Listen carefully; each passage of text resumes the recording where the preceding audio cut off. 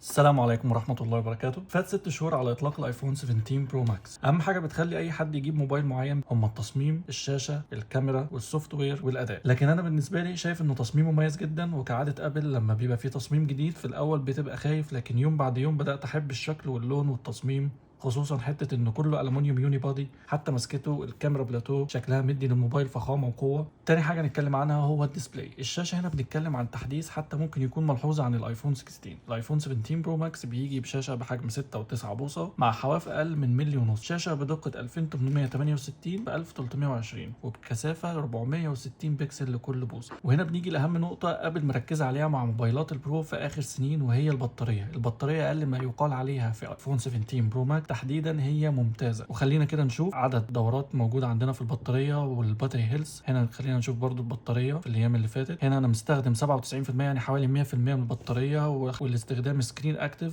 7 ساعات 49 دقيقه. ونيجي نشوف الباتري هيلث هنا مع 112 سايكل كاونت دوره شحن، لسه البطاريه الحمد لله ماكسيمم كاباسيتي 100%. الكاميرات في ايفون 17 برو ماكس اتحدثت وبقت كلها بدقه 48 ميجا بكسل، وكاميرا السيلفي هي اللي شافت اكبر تحديث السنه دي ليها من سنين، مش بس في الايفون، لا ده في الموبايلات كلها عموما. السنسور هنا بقى 18 ميجا بكسل. السنسور هنا التحديث اللي فيه بقى مربع، بحيث انك مش لازم تقلب الموبايل علشان تاخد الصوره، لا بالعكس في ايكون بس مربع هنا، انت مجرد ما بتدوس عليها بتاخد السنسور كامل وبتبقى الصوره وهتوسع الزاويه، ومن نفس وضع البورتريه تقدر تخلي كل الناس في الصوره، وده لان السنسور مربع. الكاميرا الاساسيه معانا بتيجي بجوده 48 ميجا بكسل، وهي اللي بتعمل 2 اكس زوم بالديجيتال كروب، وده طبعا لان حجم السنسور كبير، ومع المعالج بيدي المرونه لتغيير البعد وعمل الديجيتال كروب كله من نفس السنسور. نيجي للكاميرا الثانيه معانا وهي كاميرا الالترا وايد. دي بتدينا زوم عند 0.5 ودي الزاويه الواسعه، وكمان بتشتغل ماكرو كاميرا خرافيه وبجوده مذهله، وتفاصيل التفاصيل بتبان معاك، وبتشتغل بشكل تلقائي اول ما بتقرب من الحاجه اللي عايز تصورها.